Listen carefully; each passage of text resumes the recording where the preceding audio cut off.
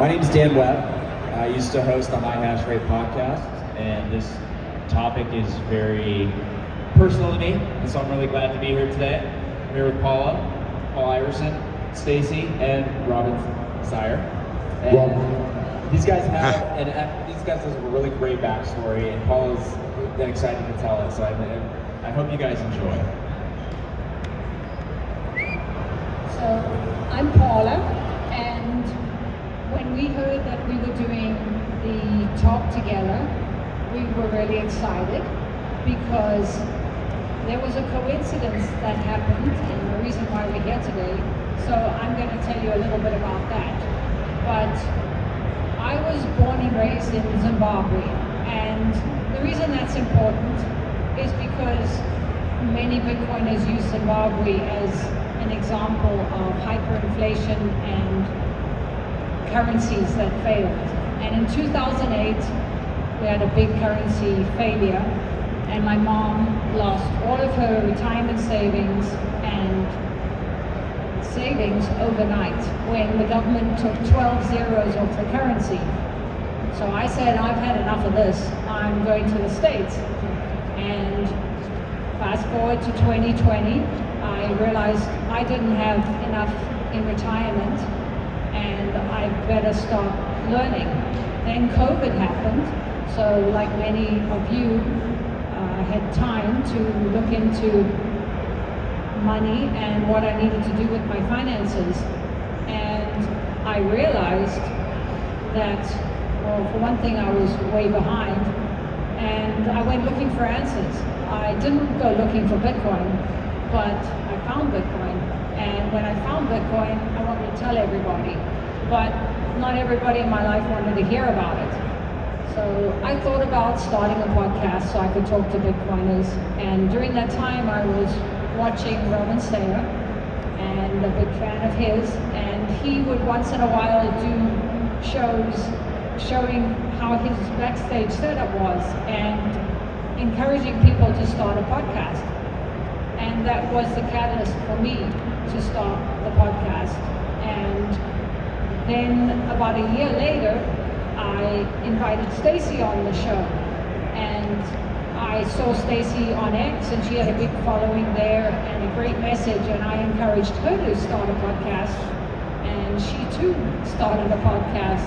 And the incredible thing is that, Dan came up with this subject, and also Naomi found the three of us, but none of them had any idea how we were all connected. So that's kind of how it works with Bitcoin, just like the nodes. We are all connected. My first the first guest that I had, notary guest, was Jeff Booth, and he said to me, I said, I don't know if I should keep going with this. I don't know what I'm doing.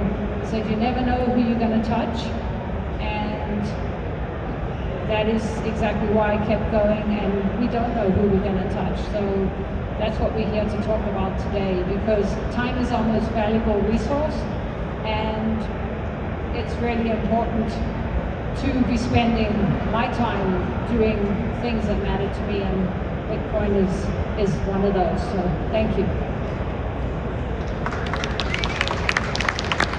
So Robin inspired Paula. Paula inspired Staci. Robin, who inspired you, and what made you decide to start a Bitcoin podcast?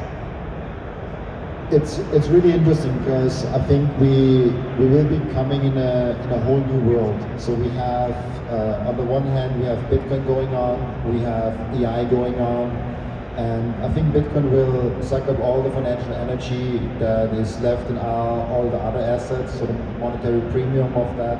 Then we have AI, which will bring down the cost of producing everything that is a commodity. If you think about a real estate property, we might not need someone that plans the architecture. We just have a chat window where we say what we want and it just plans the whole thing. We might have robots that build the whole thing. We don't have human labor for that.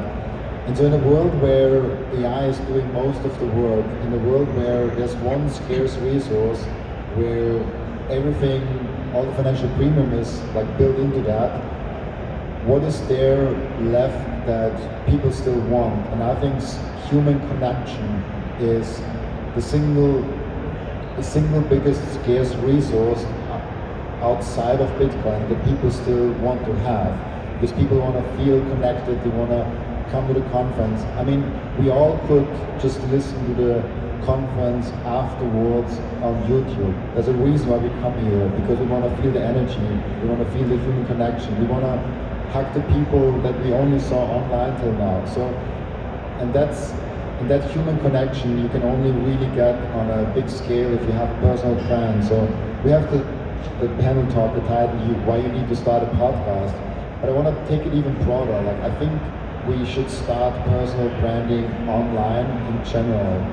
And in Bitcoin it's always a little bit complicated, because we are scared that if we start a personal brand online, that someone will just hit us in the streets and take our Bitcoin. Like, there's this fear that we get robbed and all of those things. And it's a legitimate fear, and you can do it anonymous. But I really strongly encourage people to think about the world that we are going to be entering. One thing that you're all doing already right is the Bitcoin stuff, I assume at least.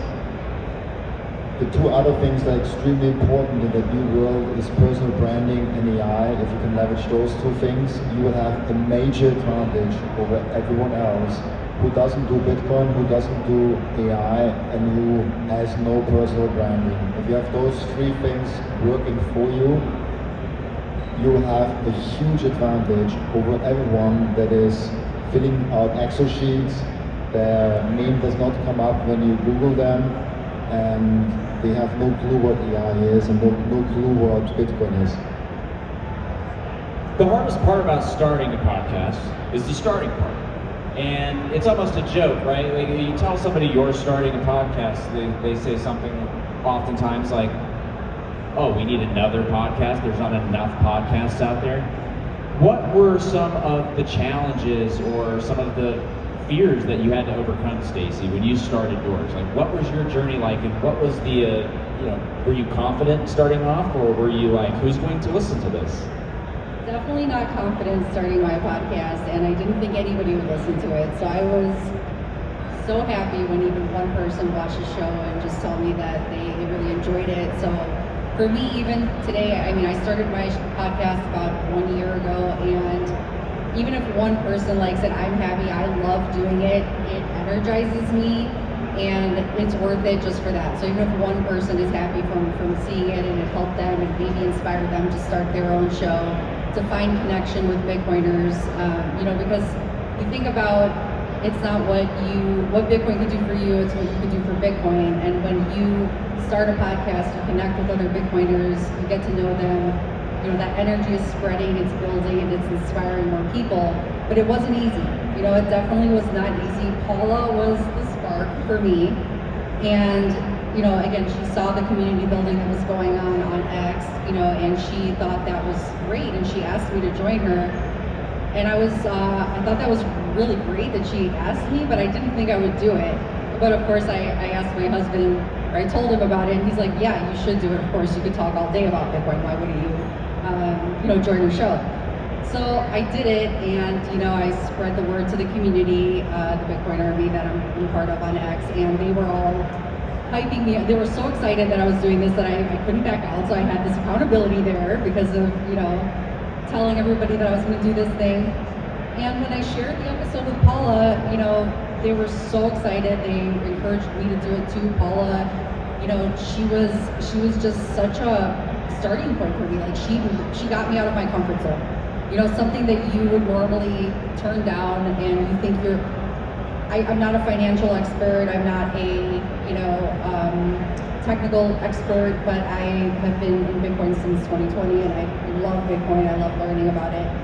So, it's not like I felt like that imposter syndrome. I felt like who would listen, who would join me even, but the great thing is, like, even her asking me, I'm not a speaker, and she just inspired me to speak, and now I've been doing it for a year, and I have a great following, and seeing that Robin's energy, she told me to ask Robin about going on his show, because she's like, he's so great to talk to, you should go on his show next. And one Bitcoin show a day and you have multiple channels now, and you know, you are doing so much. And sometimes people ask me, how do you do it when you have a family and you have kids and you work? You know, I still work, but this space energizes you, the people energize you. So I feel busier now than I ever felt, but I feel more energized than I ever did before. And I've met the coolest people because of starting a podcast in real life.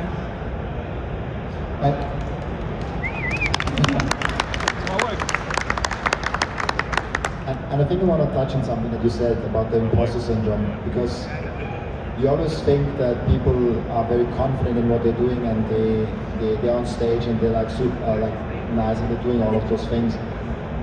When I started my podcast, when I did the first talk in I think it's in Amsterdam, where I was the first time on stage, or even now doing those talks, you always have a little bit this imposter syndrome of like, why are people listening to me? Why are people following me? Like, how the heck do I earn money with that? Like, why is that happening? And I heard this one line, and we just talked about it before we came on stage. If you don't have this small imposter syndrome, if you don't feel like why do I deserve this? Why me? You're not pushing hard enough. So like, I strongly believe having a little bit of imposter syndrome is a good sign that you're pushing yourself outside of your comfort zone. And if you're not doing that, you're just like in your comfort zone and you're not going outside of what you're actually capable of doing.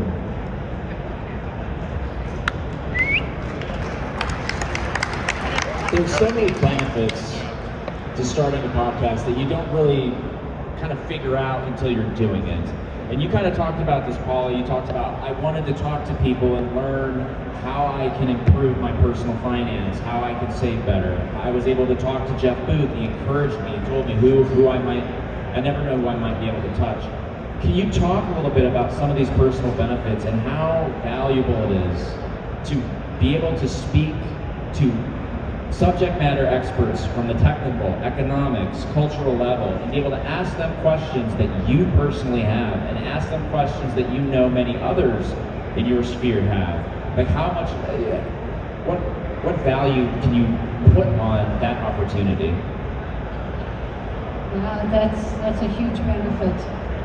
You know, one thing that it's helped me do, it's forced me to read everybody's book that I interviewed. And that's been really good, because today I used to read a lot, but now I'd just rather watch a podcast or watch YouTube. But I actually still like reading. And by speaking to some of these experts, I've really learned how to do my taxes better, how to do self-custody better, and so many things in Bitcoin. I talk to regular people a lot as well as the experts, just because you never know which person's journey is going to inspire you. And I found that a lot of people have told me that they just like hearing from regular people sometimes. And that's inspired me too. And I think as I continue on this journey, it's sending me in a different direction. So that's one thing I would say. You can always just begin. You never know where you're going to end up. But if it's a strong calling in you, then it's good to take that first step, because life is short and I don't want to live with regrets. Even if I don't continue this or I find a different path, and I knew I needed to do this. There was something strong in me telling me. And learning from everybody out there, I for now am going to continue on that path. Speaking of books, Robin, you've got a book coming out here, shortly. Can you talk about that? Can you also talk about the opportunities that starting a podcast has given you? Like, things that you maybe probably couldn't have even imagined before you started. Have windows of opportunity, have open doors open for you. How has that journey been? I've been before in a normal job. I was in an IT security company, an account manager. I loved it. Like the people were great. I liked IT security, not as much as Bitcoin or AI or chess, but like I kind of liked it. And I heard when I started my podcast already, when I had Jeff Cooper already on, I was thinking about going all in this podcast thing. I didn't really earn money with that back then, but I was like, if I put all my energy in that, I might just live from that podcast. I might just do those things. And I heard one quote of Jim Carrey, and it was a random like late night where I watched a video and it stuck with me so hard. He said, he told about the story how his father was an accountant, how his father was someone that took the conservative choice even though he wanted to be a comedian and he had a talent for that. And he said then, oh yeah, like, and the accountant, like Jim Carrey's father, was fired from his job. Like he was laid off because of some reason that he was not in control of. So Jim Carrey learned very early on that you can fail at something that you don't want, so you might as well just take a chance in doing what you love, doing what you really like to do. And as soon as I heard that, and for me it was clear, I want to try that out. And I had an advantage because I was young. So I feel like young you can really do that because if you don't have kids, you don't have a wife, you don't have any responsibilities outside of yourself, you can just like go jump and do something. If you fall on your nose, you are where everyone is with like 24, 25 years old. And so I encourage everyone to try doing what they really like, what they really love, because it might just work out. Do you have any thoughts on that? Yes, I do. Speaking of quotes that inspire you, it's kind of like that one thing that just clicks for you. But one thing that my husband said was, when Paula asked me wise words from this man, he said, when you're passionate about something, you'll find the words. When I was nervous about what I would say on the show as a hairdresser and as a mom and, not somebody in the tech or finance space, he knew that I would be able to talk about it and share my thoughts, and he encouraged me to do that. So it's good to be around supportive people, find community, have people in your life that encourage you to try new things and to get out of your comfort zone. But also just being a regular person. I'm a pleb, so just I consider regular people a bridge, from, I love watching all the regular Bitcoin podcasts and learning all the technical stuff and everything, but I can relay that to a regular people, so I think whatever you could bring to the space, whoever you could talk to, you never know who you're going to touch, like Paula said, and that stuck with me too. That's another quote. There's two things. There's Robin's quote is a great one. I mean, yes, do something. You could fail at something you don't love, so follow your passion, and your passion is energizes you. So yeah, starting a podcast for me has led to strength in community, real life community. I thought I was alone in Chicago as far as Bitcoiners, and now we found this entire two groups of people. I'm part of the Illinois Bitcoin Council and also the Chicago Bitcoin Collective now, and it's like we have these amazing communities being built up, and it all starts with, people found out that, oh, there's a Chicago podcaster, so it's like then I started going to meetups, and this stuff is so important. It's the connection that people want, people, we're here because we get to see people in real life, we get to actually meet and see that you're real, this is, we're growing the network in real life. And there's a lot of reasons not to start a podcast. I mean, I felt I was too old, didn't have enough technical skills, and also, nobody would want to hear, which some of those might be true, but I did it anyway. And, I thought I'd get criticism, and the Bitcoin community has been amazing.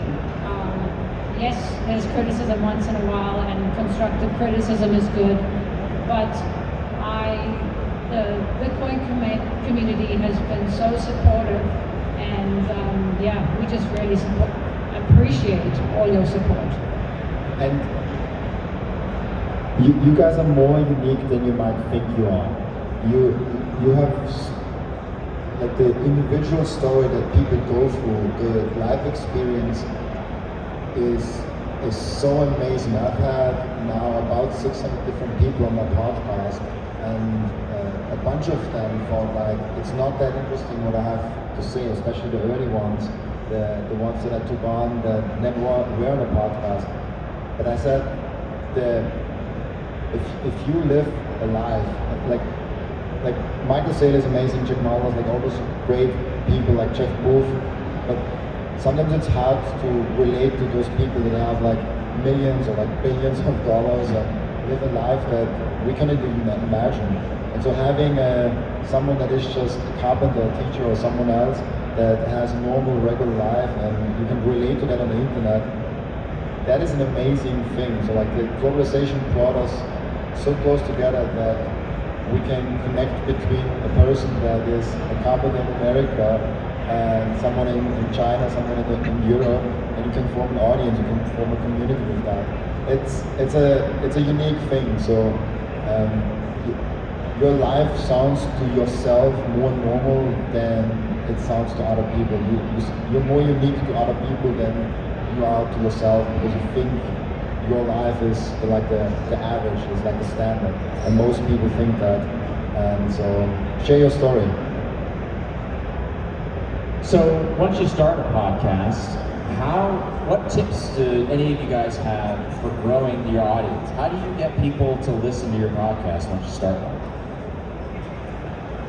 So I think the community, for me, it started with the community. So I didn't just start a podcast not knowing anybody. I was connecting with Bitcoiners online first, engaging with their accounts, like appreciating their thoughts and letting them know. So it starts with engagement first, and actually, sharing your time, and then after you build a little. For me, it was building a little bit of a friendship base, online, and then when you share something, that's for me how people would come and support. But it's I really love Club Orange, for being able to send to your base. I love the geo-zapping feature. That's a really great way to get on Club Orange and be able to join these group chats or join like-minded people. But you could also geo-zap a location. If you have somebody from a certain country that was just on your show, you could say, hey, guess what? I have this person from this country. I'm sure you guys might want to check it out. And they get a zap of some stats in their wallet and a link to your episode. So it's a really great way to market to who you want your podcast to go, I think. But I just share it on my socials. I share it on Nostr, I share it on X. Just try to do what I can to get it out there. And I think just consistency. Like you guys have both shown that consistency over time, and as long as it makes you happy, right? Like if you're not doing it for anybody else, you can do those things if you enjoy it, and you can do it long term. I don't disagree, but I think a lot about the audience. So especially if you deliver content, I look at every piece of episode, every piece of content as a small product. And when we think about making a small device for our customers, we always think about the customer. And in content, we have this weird thing that the customer doesn't like. We don't think about providing value for them directly. And so I get what you're saying, but I always think about, is that providing value for the person that is listening?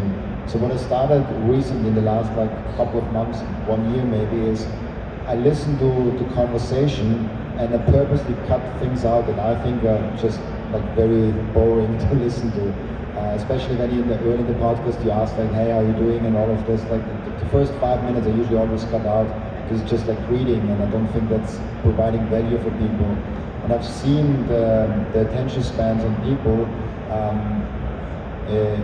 You really have to think about who's listening on the other side and how can you provide the most value for them so they stick around to learn something and they go away from this piece of content with something more than they were before. It has to give them something.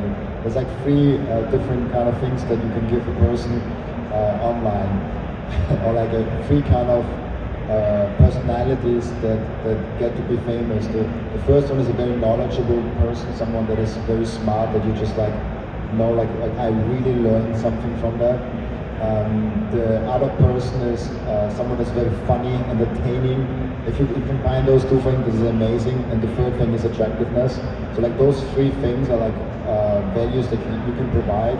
I don't think I'm funny, I don't think I'm that attractive, so I want to provide as much value as possible and give people something that they can learn and can take away. That's why I'm reading a lot. So that's how I think about every piece of content I put out there. And one thing, consistency is very underrated, and it seems like very hard for people. And if you're just consistent, you're already better than like 99% of people. I know the podcast stats. If you produce 3 podcasts, if there's like an X amount of people that start one podcast, if you go to 3 episodes, you already lost 97% of people. If you go to episode 20, there's only 1% left. So like just producing something consistently gives you an unfair advantage. So like stay consistent, but also think about really who do you want to serve with that piece of content, what kind of knowledge or like value you want to put in there. Well, thank you very much, and I hope everybody here in this audience today, eventually, if you want to, start your own podcast. Reach out to us. We'd love to have you on. Thank you.